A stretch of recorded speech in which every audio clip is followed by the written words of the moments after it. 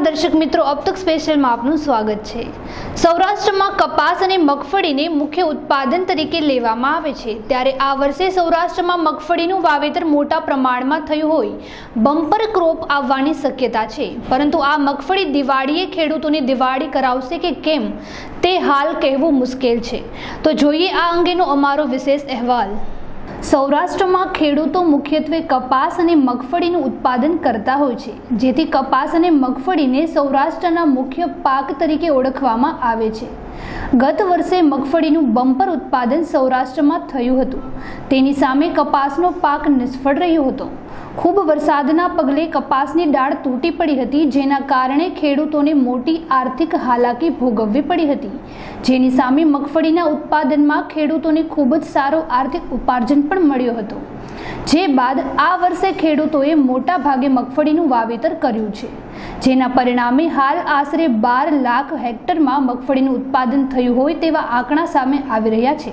મામલામાં ખેડૂતોએ પોતાનો મત રજૂ કરતા કહ્યું હતું કે કપાસ અને મગફળીની પડતર કિંમતમાં મોટો તફાવત હોવાથી આ વર્ષે અમે મગફળીનું વાવેતર કર્યું છે અને ઊંચા ભાવ મળે તેવી અપેક્ષા છે। તેજસભાઈ, મોટા ભાગે સૌરાષ્ટ્રમાં ખેડૂતો કપાસ અને મગફળીનું વાવેતર કરતા હોય છે। આ વર્ષે તમે શેનું વાવેતર કર્યું છે, શા માટે? અમે કર્યું મગફળીનું વાવેતર। કપાસમાં ઈયળું વધારે આવે છે એટલે મગફળીનું વાવેતર વધારે કર્યું છે। સારા ભાવ આવે એવી અપેક્ષા છે અમને મગફળીમાં। કપાસની સરખામણીએ મગફળી વાવેતર કરવા પાછળનું કારણ શું? મુખ્ય કારણ તો ઈયળું આવે છે વધારે કપાસમાં, એટલે વધારે એનું અને ભાવમાં કાંઈ છે નહીં કપાસમાં, એટલા માટે મગફળીનું વાવેતર કર્યું છે। પડતર કિંમત મામલે કેવડો તફાવત હોય છે કપાસ અને મગફળી? અત્યારે તો બહુ જાજો તફાવત છે। અત્યારે 600 રૂપિયાના કપાસ 600 થી 700 રૂપિયામાં કપાસ જાય છે અને મગફળીના ભાવ સારા છે, એટલે મગફળીનું વાવેતર વધારે કરેલું છે।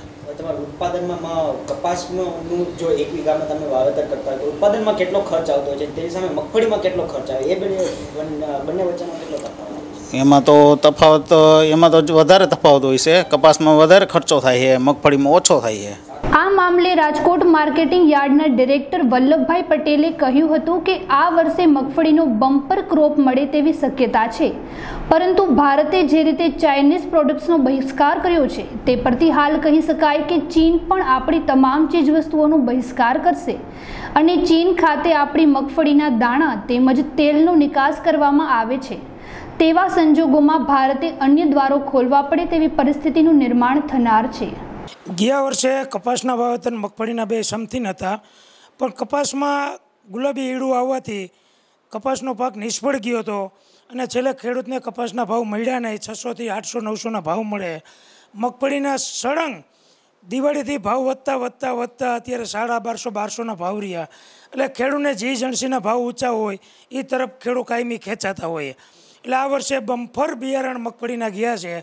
અમને એવું લાગે છે કે મગફળીનું ભયંકર જો કુદરતને વરસાદ સારા થશે તો ભયંકર ઉત્પાદન આવશે।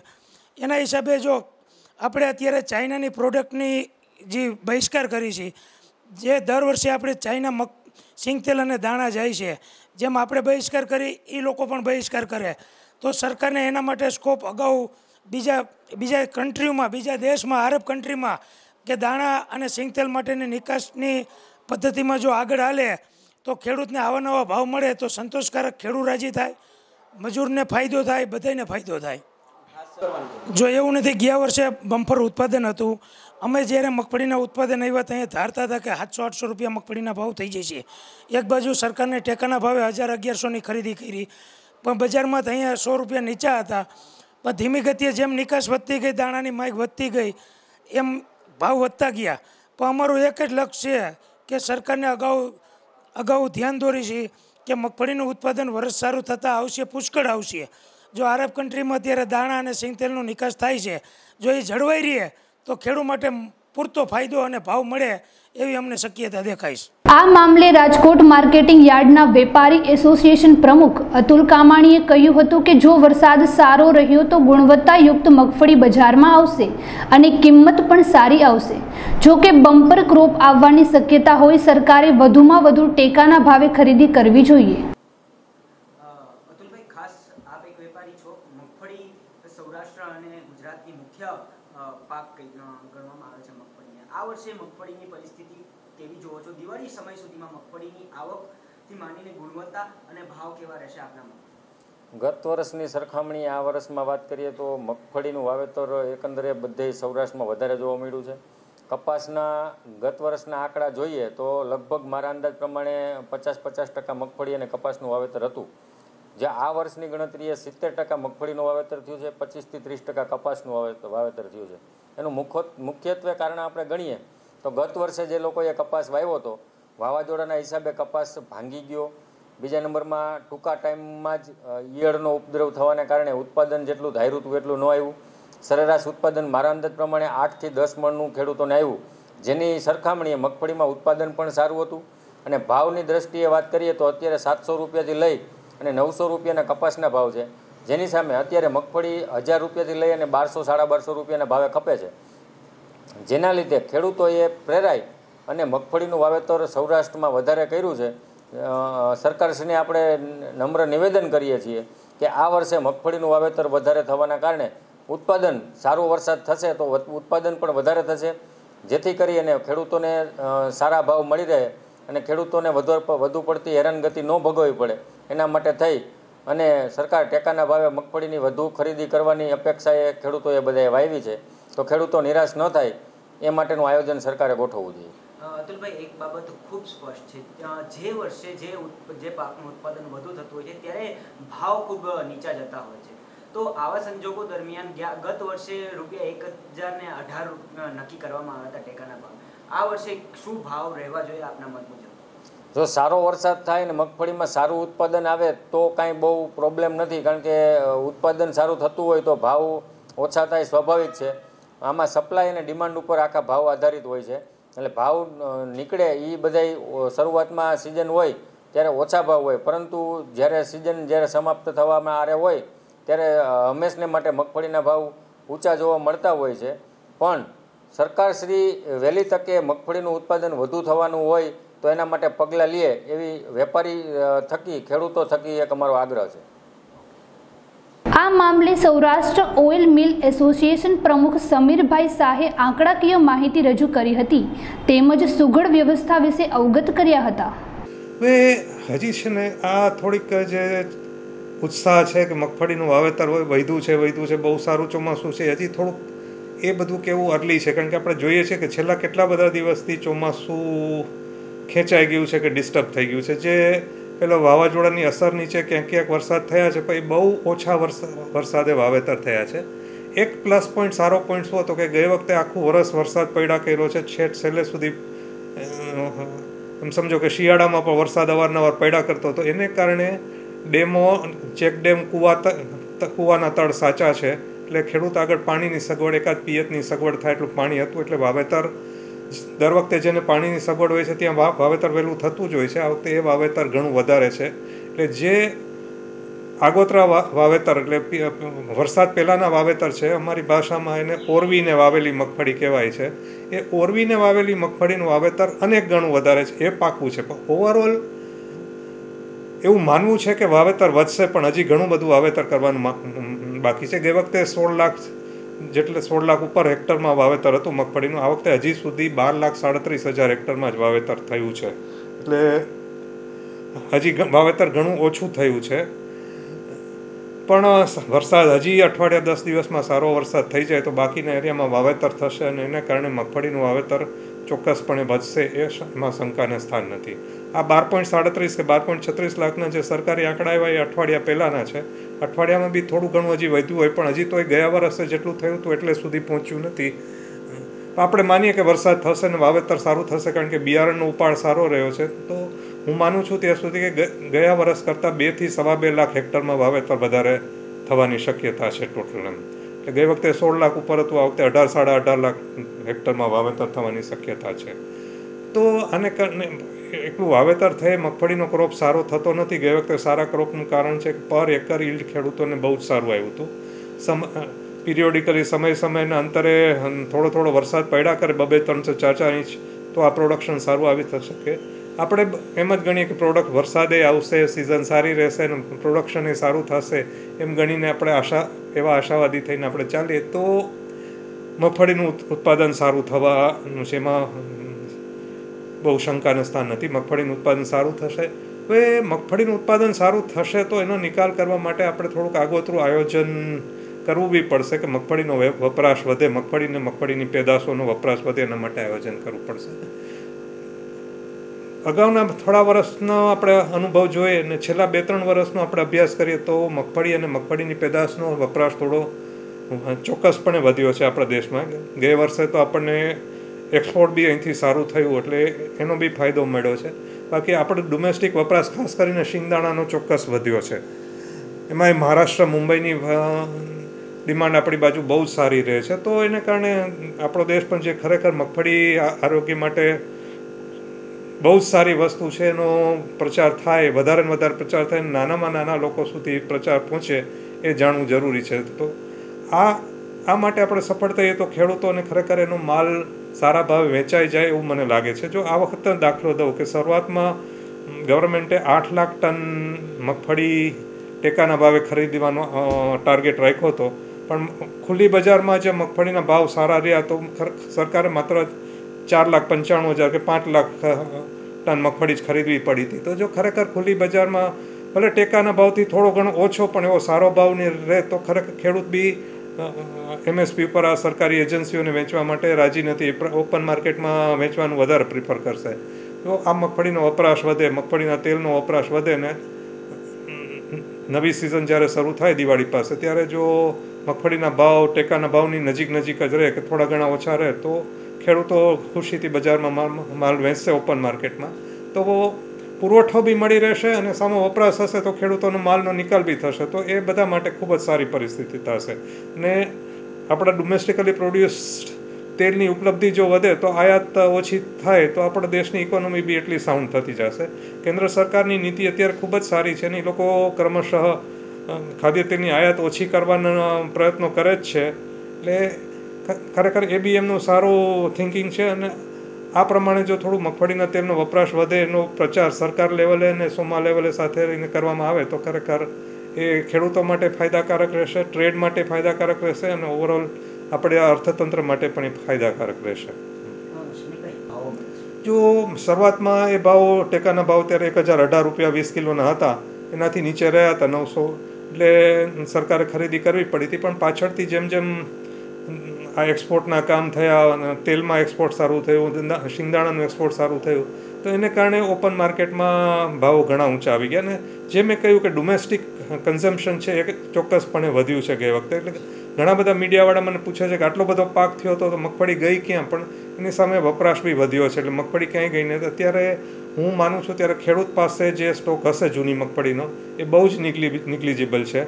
આપણે ત્યાં ઉનાળુ મગફળીની અત્યારે આવકો ચાલે છે. અત્યારે તમે રાજકોટ યાર્ડ કે ગોંડલ યાર્ડ પૂછશો તો જે મગફળીની આવક છે એમાં 80-90% સમર ક્રોપની જ આવક છે. જે જૂનો ક્રોપ છે એની આવક ઘણી ઓછી છે. એટલે ખેડૂતો પાસે લાંબો સ્ટોક લાગતો નથી. પણ નાફેડ પાસે હજી એટલે સરકારી એજન્સી નાફેડ જે છે એની પાસે 4 લાખ ટન કે 3,95,000 ટન હજી જૂની મગફળી પડી હશે. એ સ્ટોક બહુ વધારે પણ ન કહેવાય અને સાવ ઓછો પણ ન કહેવાય. સ્ટોક રિઝનેબલ સ્ટોક છે આપણી પાસે અને એને કારણે ઊંચા ભાવ છે છતાંય મગફળીના તેલનો વપરાશ થોડો ઘણો રહ્યા કરે છે. એને કારણે મને એમ છે કે આપણે દિવાળી સુધી જ્યાં સુધી નવો ક્રોપ ના આવે ત્યાં સુધી થોડી ઘણી ક્યારેક હાજર માલની ખેંચ વર્તાય પણ ઓવરઓલ જનરલી કોઈ એવું મોટી શોર્ટેજ થાય એવું લાગતું નથી ને માલ મળ્યા કરશે અને માલ ખપ્યા બી કરશે એવું લાગે છે. ખેડૂતોને જેમ શરૂઆતમાં મેં કહ્યું એમ ભાવ નીચા હતા ત્યારે થોડું નીચા ટેકાના ભાવથી નીચા ભાવ હોવાથી MSP પર સરકારી એજન્સીઓને મગફળી વેચી છે. બાકી પાછલા ભાવમાં જોઈએ તો MSP પર કરતાં બી ખેડૂતોને ઊંચો ભાવ આવ્યો છે. ઇવન આજના દિવસે સારી મગફળી હોય તો જે મિનિમમ સપોર્ટ પ્રાઇસ છે એના કરતાં ઊંચા ભાવે APMC માર્કેટમાં પણ મગફળી વેચાય છે. એ ખેડૂતોને ઓવરઓલ મગફળીમાં આ વખતે સારું વળતર મળ્યું હશે એવું માનું છું. આ વખતે જે વાવેતર વહેલું થયું છે એટલે દર વખતે વહેલું થાય છે થોડુંક આગોતરું વાવેતર, પણ આ વખતે વધારે થયું એટલે એ માલ દિવાળી પહેલાં ચોક્કસ આવી જશે. ને દિવાળી આપણે જઈએ એટલે આમ જનરલી ઓક્ટોબરમાં નવી મગફળીનો આવતો હોય છે એમાં બહુ ફેર નહીં પડે, પણ આ વખતે દિવાળી અધિક મહિનાને કારણે મોડી છે. નવેમ્બર મહિનામાં મને એમ છે 12-14 તારીખે, એટલે ત્યાં સુધીમાં તો ઘણો બધો ક્રોપ બજારમાં આવી ગયો હશે. ને જેમ એમ કહ્યું એમ કે એનો વપરાશ વધ્યો રહે અને ખેડૂતોને સારા ભાવ આવે ઈચ્છનીય છે. ખેડૂતોને સારા ભાવ આવશે તો ખેડૂતોની દિવાળી સારી જશે. આપણે એમ ઈચ્છીએ કે ખેડૂતોની દિવાળી સારી જાય. એક તો જે મેં કહ્યું એમ કે આયાત ઓછી કરવી જોઈએ ધીમે ધીમે. એ સરકાર એ દિશામાં કાર્યરત જ છે. એમાં કોઈ અમને અત્યારે સરકાર સામે વધારે ફરિયાદ છે કે એવું નથી. બાકી જે આપણે ત્યાં થોડા વર્ષો પહેલાં જે દુષ્પ્રચાર થયો હતો કે મગફળીનું તેલ આરોગ્ય માટે હાનિકારક છે, હાર્ટ માટે હાનિકારક છે, અને ખરેખર વાસ્તવિકતા એનાથી સાવ ઓપોઝિટ છે. હાર્ટ માટે, કેન્સર માટે જેવા બધા રોગોની ટ્રીટમેન્ટ માટે મગફળી અને મગફળીનું તેલ ખૂબ જ ફાયદાકારક છે. આ વસ્તુનો પ્રચાર કરવો જરૂરી છે. ભણેલા ગણેલા સુધરેલા લોકો જે સોશિયલ મીડિયામાં બહુ એક્ટિવ હોય છે એને તો આ હકીકતથી વાકેફ થતા જાય છે. પણ હજી નાના નાના લોકો કે જે હજી સોશિયલ મીડિયા એટલું બધું પોપ્યુલર નથી, કે જે હજી અભણ છે, એના સુધી આ પહોંચ્યો નથી. ખરેખર મગફળીનું તેલ જ્યારે તમે ખરીદો ત્યારે અન્ય તેલની સરખામણીમાં થોડું મોંઘું લાગે, પણ એમાં એટલા બધા પોષક તત્વો છે કે લાંબે ગાળે એ ખરેખર ફાયદાકારક છે અને સસ્તું છે કે એનાથી માંદગી ઓછી આવે. લોકડાઉનના કારણે તમામ ઉદ્યોગ ધંધા બંધ રહેતા સામાન્ય માનવીના હાથમાં રોકડ જાણે ગાયબ થઈ ગઈ હોય તેવા સંજોગોમાં વ્યાજખોરો બેફામ બની પઠાણી ઉઘરાણી કરતા હોય તેની સામે બાથ વિડવા પોલીસે નવી ઝુંબેશ શરૂ કરી છે. તો જોઈએ વ્યાજખોરોના આતંકથી બચાવવા કાયદામાં કેટલી જોગવાઈઓ કરવામાં આવી છે તે અંગેનો અમારો એક વિશેષ અહેવાલ. કોરોના મહામારીના કારણે સમગ્ર દેશમાં સાવચેતીના પગલે લોકડાઉન અમલી કરાયું હતું, જેના કારણે તમામ ઉદ્યોગ ધંધાઓ બંધ હતા. ઉદ્યોગ ધંધા બંધ હોવાથી સામાન્ય માનવીના હાથમાં રોકડ શૂન્ય થઈ હતી. જ્યારે વ્યાજપેટે પૈસા લઈ નાનો મોટો ધંધો વેપાર કરનાર લોકોની પરિસ્થિતિ કફોડી બની છે. તેમાં પણ અધૂરામાં પૂરું અનલુક 2ની જાહેરાત થતાં વ્યાજખોરો બેફામ બન્યા હોય.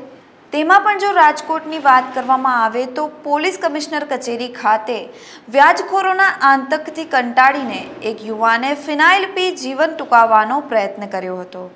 તે ઉપરાંત અલગ અલગ વિસ્તારોમાં વ્યાજખોરોના આતંકથી ઘટનાઓ સામે આવી હતી. ત્યારે વ્યાજખોરોના આતંકને પહોંચી વળવા માટે રાજકોટ શહેર પોલીસ દ્વારા એક ઝુંબેશ શરૂ કરવામાં આવી છે, જેના માધ્યમથી જાહેર જનતા આ પ્રકારની ફરિયાદો ઓનલાઈન દાખલ કરાવી શકે છે અને પોલીસ દ્વારા ત્વરિત ધોરણે તેની ફરિયાદોનો નિકાલ કરવામાં આવી રહ્યો છે.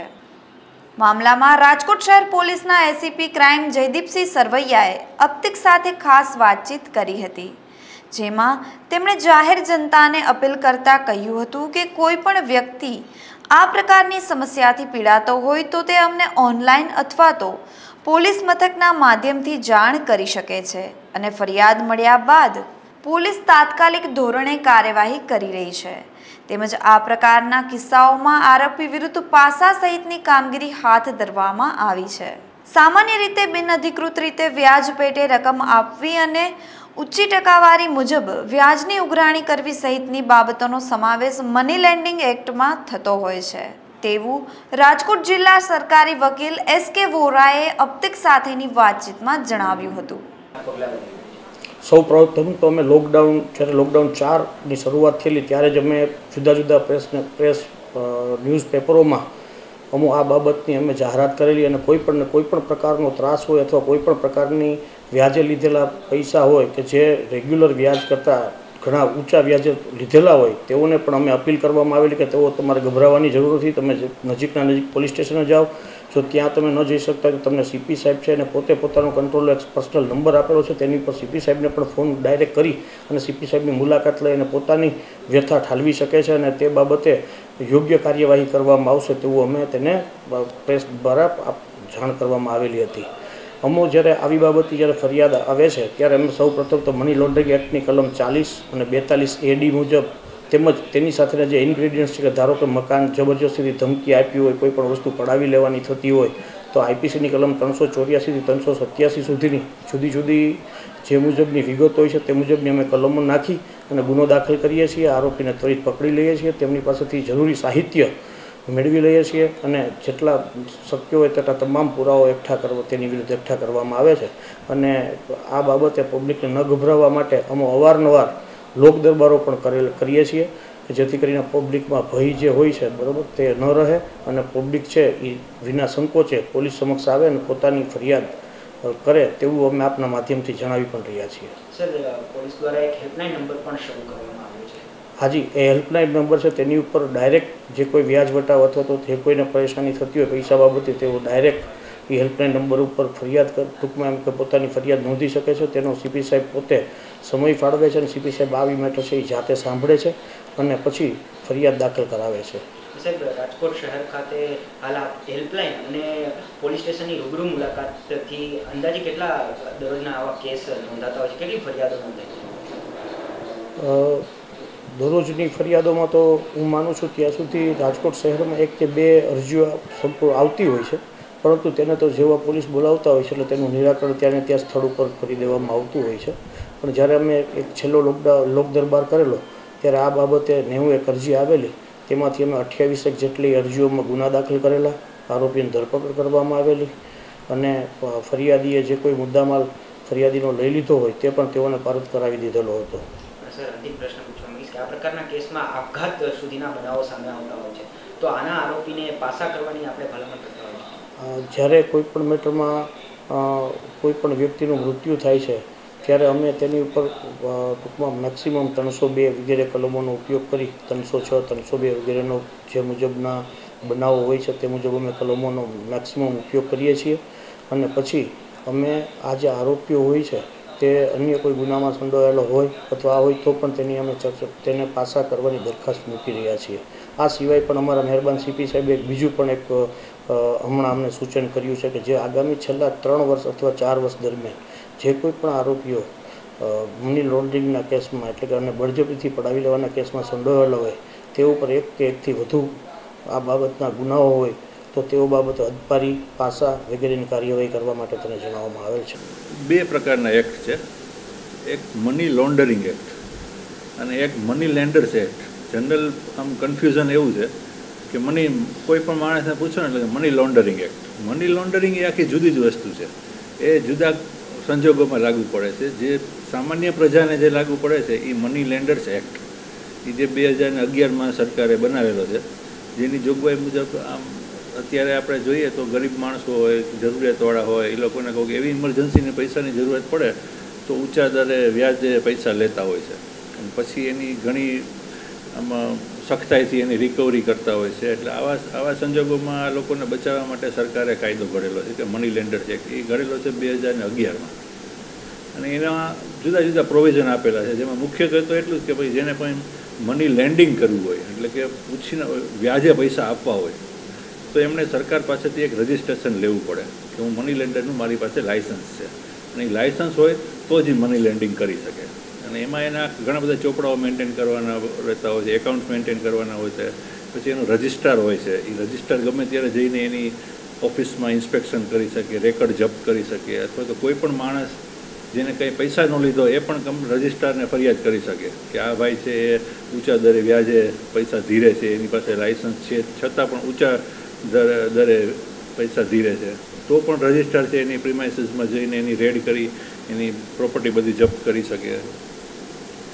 પછી ઘણીવાર એવું હોય છે કે માણસે પૈસા ઉછીને લીધા હોય અને પોતાની પ્રોપર્ટી છે એ પણ એને મોર્ગેજ કરેલી હોય તો એ પણ અનઓથોરાઇઝ હોય તો એ જે પ્રોપર્ટી જેને મની લેન્ડરે લઈ લીધેલી છે એ પણ એમાંથી છોડાવી અને એની પ્રોપર્ટી વેચી અને જેને પૈસા લીધા છે એને પાછા પ્રોપર્ટી પાછી અપાવી શકે ત્યાં સુધીના. પણ સામાન્ય રીતે 2 કલમો આપણે સંજોગોમાં લાગુ પડતી હોય છે. 2 જ કલમ હોય છે, 40 અને 42. 40 છે એ વાયોલેશન છે કે તમે કોઈ પણ પ્રકારનું રેકર્ડ મેન્ટેન કરવાનું હોય એ ન કરે, અને 42 છે એ પઠાણી ઉઘરાણી કરે. આપણે મોલેસ્ટેશન એક શબ્દ છે કાયદામાં, મોલેસ્ટેશન, જે સામાન્ય રીતે તમે કહો ને તો મોલેસ્ટેશન એટલે છેડતી કરવી. એટલે સામાન્ય રીતે છેડતી શબ્દ આવે તો આપણને એમ થાય કે કોઈ સ્ત્રીની કે છોકરીની છેડતી કરી હોય, પણ આ મની લેન્ડર્સ એક્ટ હેઠળ એક શબ્દ છે મોલેસ્ટેશન. તો એ કોઈ પણ માણસ છે એને જેને પૈસા ઉછીને લીધા હોય અને મની લેન્ડર જઈને એની પાસે એની ઘરની આજુબાજુ આટા મારે, એની પાસેથી કોઈ આડી અવડી માગણી કરે, આમ તો એના ઘરે જયા કરે, એના ઘરનાને બધાને બીવડાવવા કરે, હાથ પણ ન અડાડ્યો હોય, પણ આટલું કરે ને એને મોલેસ્ટેશન કહે છે. તો આવા મોલેસ્ટેશન કરે, આ બધાની 42 હેઠળ આ બધું કરે ને તો એને 2 વર્ષની સજાને પાત્ર ગુનો છે. એક ભેદ આમાં મની લેન્ડર્સ એક્ટમાં કરેલો એ છે કે આ કાયદો ત્યારે જ લાગુ પડે કે જ્યારે મની લેન્ડરનું લાઇસન્સ ન હોય ને છતાંય ધિરાણ કરતો હોય અને એના માટે એ કોર્ટમાં જઈને સૂટ ફાઇલ ન કરી શકે. એટલે સામાન્ય રીતે પ્રશ્ન એ થતો હોય છે કે 2 જ વર્ષની સજાને ગુનો, તો પછી આટલું બધું કામ કર્યું હોય તો 2 જ વર્ષની સજા કેમ? તો એ તો આ કાયદા હેઠળ ખાલી 2 વર્ષની સજા છે. પણ ઇન્ડિયન પિનલ કોડની સેક્શન 386 છે, જેને આપણે એક્સ્ટોર્શન કહીએ છીએ, કે જ્યારે મને લાયસન્સ વગર પૈસા ધીરા તો પૈસા ધીરે એ જ એક ગુનો બની ગયો. પછી એ ધીર્યા પછી શું કરે છે ને એ મની લોન્ડરિંગ એક્ટ હેઠળ નથી પડતું. જે માણસે લાયસન્સ લીધું હોય અને પૈસા ધીર્યા પછી બીજું કંઈ આડું કામ કરે તો મની લોન્ડરિંગ એક્ટ હેઠળનો ગુનો બને. પણ લાયસન્સ વગર એકવાર પૈસા કોઈને ધીરા એટલે મની લોન્ડરિંગ એક્ટ હેઠળનો ગુનો બની ગયો. ત્યાર પછી મની લોન્ડરિંગ એક્ટ લાગુ નથી પડતો. ત્યાર પછી પઠાણી ઉઘરાણી કરવા જાય કે ગાળાગાળી કરે કે ધમકી આપે કે મારી નાખવાની ધમકી આપે, ઘરના માણસોને બીવડાવે, તો એ બધા ગુના છે ઇન્ડિયન પિનલ કોડ હેઠળ પડતા હોય છે. એટલે ભેદ જે સમજવાનો છે એ જ છે કે માણસો એમ કહેતો હોય કે મની લોન્ડરિંગ એક્ટ હેઠળ ગુનો કર્યો. મની લોન્ડરિંગ એક્ટ હેઠળ તો સાવ નાનકડો જ ગુનો છે, વધુમાં વધુ 2 વર્ષની સજાની જોગવાઈ છે. પણ એ તો જેની પાસે લાયસન્સ હોય એના માટે. જે લાયસન્સ વગર ધિરાણ કર્યું એને મની લોન્ડરિંગ એક્ટ લાગુ નથી પડતો. એને તો ખાલી ઇન્ડિયન પિનલ કોડ જ લાગુ પડે કે આટલા સંજોગોમાં એમણે આટલું કર્યું. બધા ઇન્ડિયન પિનલ કોડ હેઠળના ગુના.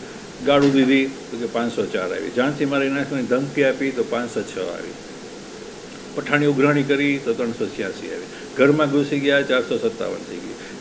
ઇન્ડિયન પિનલ કોડ હેઠળ જુદા જુદા ગુના બનતા હોય છે. એટલે એ પ્રમાણેની આ બધી જોગવાઈ છે. પબ્લિકે એટલું જાણવું જોઈએ કે એના હક શું છે.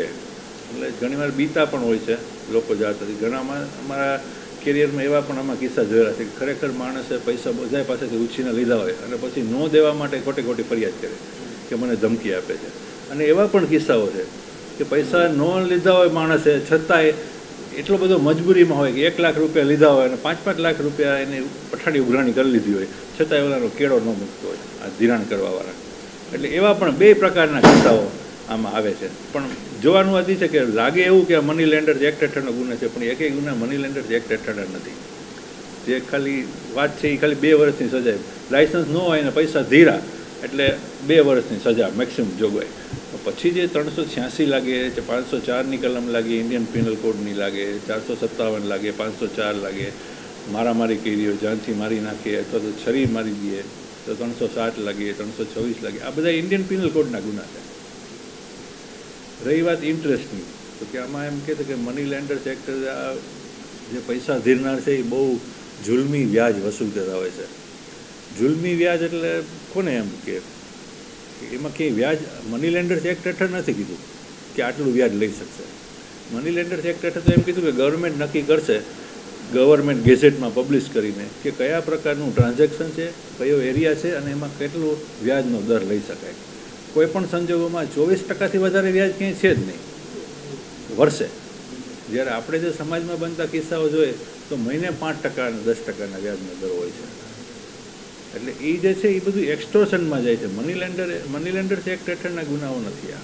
મની લોન્ડરિંગ એક્ટ હેઠળ ત્યારે થાય કે એની પાસે લાયસન્સ હોય અને એ 25% કે 30%ના વ્યાજે પૈસા ધીરે તો મની લોન્ડરિંગ એક્ટ હેઠળનો ગુનો. તો મેક્સિમમ એની સજા 2 વર્ષની જોગવાઈ.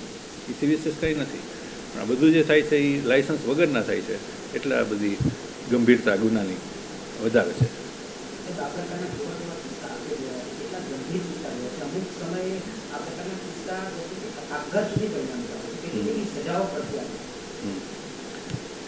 સજાઓ તો આખો કેસ ચાલી જાય ત્યારે, કારણ કે એ એક પણ કદાચ માની લો કે મની લોન્ડરિંગ એક્ટ નથી, છે જ નહીં, તો પણ જે ગુના બનેલા છે ઇન્ડિયન પિનલ કોડ હેઠળ તો બનેલા જ છે.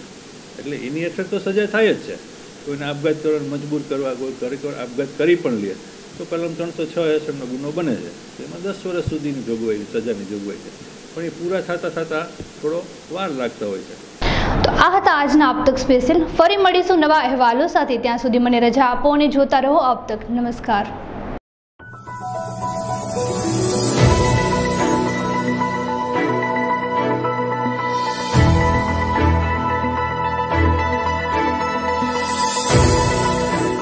આવા જ અવનવા વિડીયોઝ માટે અબ તકની ચેનલને સબસ્ક્રાઇબ, લાઇક અને શેર કરતા ના ભૂલશો. આ જ રીતે જોડાયેલા રહો અબ તક સાથે. ધન્યવાદ.